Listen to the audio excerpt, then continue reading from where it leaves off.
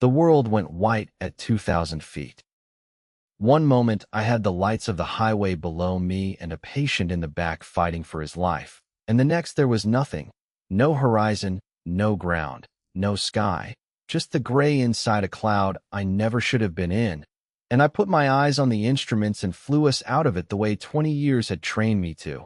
And I got that helicopter and everyone in it back on the ground alive. And a week later, in a room with the director of operations, they told me it had been my decision that nearly killed us. I was the pilot in command. Mine was the go/no-go call. Mine were the hands on the controls when we went into that cloud. And now there was a near disaster with my name on it, and everyone in that review had already decided the shape of it. The pilot launched. The pilot flew into weather. Her hands were on the aircraft, so it was her judgment that nearly put us into a hillside. 20 years I flew. A lot of them flying medical, at night, in weather, and in 20 years I never been an air. A HEMS pilot who turns down the flights that shouldn't go is a HEMS pilot whose crew gets to grow old. I was known for it. I was the one who said no to bad weather. That was the whole thing I sold. Saying no was the only thing I ever sold. And in the time it takes to fly into a cloud, I was the pilot who nearly killed her crew. I want to tell you about the man who put me there. His name was Doss, and he was the base operations manager. Doss ran the base.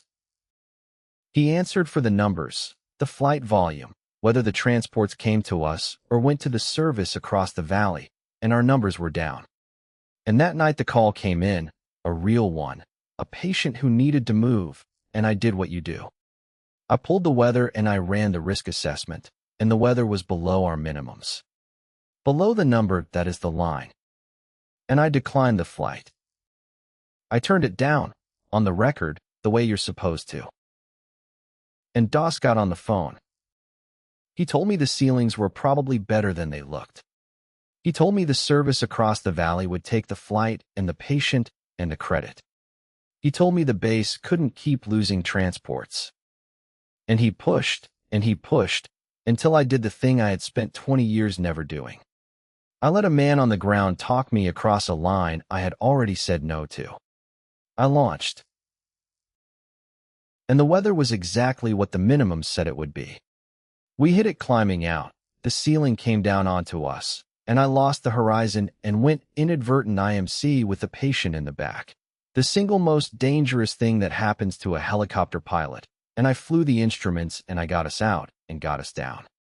And nobody died. But it was a near disaster now, a reportable one, with the operator's name and the FAA's name on it. And the second we were on the ground, Doss's story was already made. He did not tell them he'd pressured a pilot to launch below minimums. He told the operator, and then he told the FAA, that the pilot made a bad go/no-go decision and launched into weather she should have declined. He pointed at the cockpit. At me. Here is what that costs a pilot like me. It is not just the job. A finding that I launched below minimums and caused a near CFIT follows my certificate. The FAA can act on it. And in this industry, a pilot with a weather near disaster on her name does not fly medical for anybody again. 20 years, and flying is the only thing I have ever done or wanted to do. And a manager with the operator's ear, telling that story first, is a very hard thing for a pilot to talk her way out of. I drove home that night a 44-year-old woman who'd been told she might lose the only career she'd ever had for a launch I had declined and been pushed into. My son asked me why I was up at the kitchen table at 4 a.m. I told him something scary happened at work and someone said it was my fault and that I was going to prove it wasn't. I said it out loud, so I'd have to go do it. The flight nurse and the medic had heard it, heard me decline, heard the phone, heard the pressure. But they were crew, and the operator wanted a clean story, and I was not going to make my own crew carry my defense against management. This wasn't going to get fixed by whose account the director preferred. It was going to get fixed by the things in that operation that record every risk call and every word and don't care who runs the base. Because here is what DOS forgot, the way these people always forget the one thing. That operation records everything.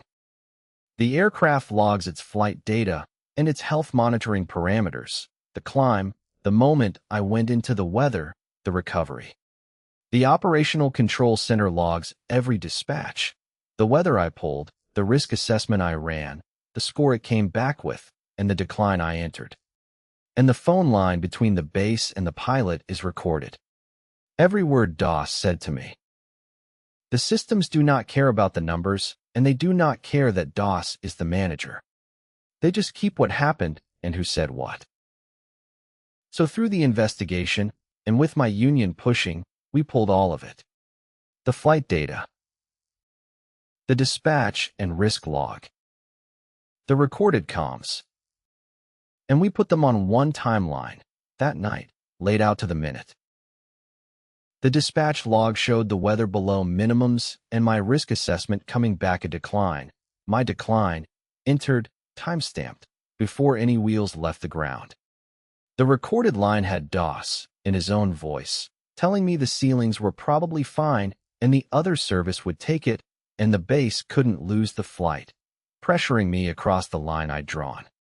And the flight data showed the launch, the inadvertent IMC, and a recovery that the FAA's own inspector would call textbook. The systems had flown that night right alongside me. And they said the pilot declined the weather, and the manager pushed her into it. They held the review at the operator's headquarters. The director of operations was there. The FAA inspector was there.